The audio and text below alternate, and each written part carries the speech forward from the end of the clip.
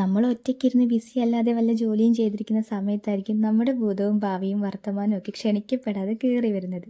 അങ്ങനെ ഒറ്റയ്ക്കിരുന്ന് ചിന്തിച്ചിരിക്കുമ്പോഴാണ് എന്നാൽ പോട്ട് വീഡിയോ എടുത്തേക്കാന്ന് ഓർത്തത്. അപ്പോഴേക്ക് ഇത്തിരി ലേറ്റായിപ്പോയി.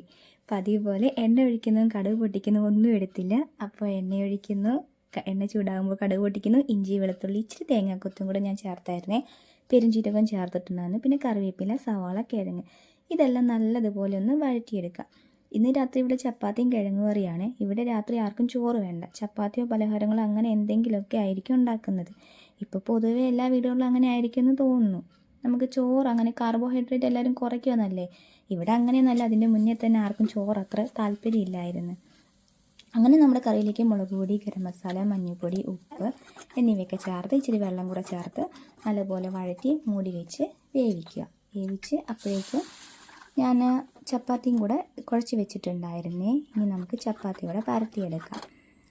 പിന്നെ ഇച്ചിരി തേങ്ങാപ്പാൽ വെച്ചിട്ടുള്ള കറിയാണ് ഞാൻ ഉണ്ടാക്കുന്നത്. പിന്നെ കാശ്മീരി മുളക് പൊടി തന്നെ ഞാൻ ചേർക്കുന്നത്. പക്ഷേ എന്തോ ഇത്തവണ ഞാൻ പാക്കറ്റാണ് ഞാൻ വാങ്ങിക്കുന്നത്. ഈ പുതിയ പാക്കറ്റായിരുന്നു. ഇതിന് എന്തോ എന്നറിയില്ല, ഇച്ചിരി എരിവ് കൂടിപ്പോയി. കാശ്മീരി മുളക് പൊടി തന്നെ ആയിരുന്നു, പക്ഷേ എന്തോ ഇച്ചിരി എരിവുണ്ട്. പൊടിക്കകത്ത് മിക്സ് ആണോ എന്നൊരു സംശയം.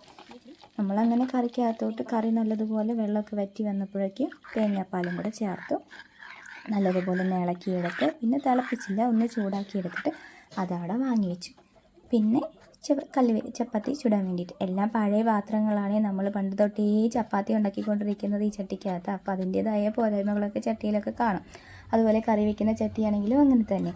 അതിൻ്റെ ഫേവറേറ്റാണ് ആ പാത്രം. അപ്പോൾ ഞാൻ അതിനകത്ത് കറിയൊക്കെ ഉണ്ടാക്കുന്നത്. അങ്ങനെ നമ്മൾ ചപ്പാത്തിയും ചുട്ടെടുത്ത് രാത്രിക്ക് ചപ്പാത്തിയും കിഴങ്ങ് കറിയും കൂട്ടി കഴിക്കാമെന്ന് ഓർത്തു.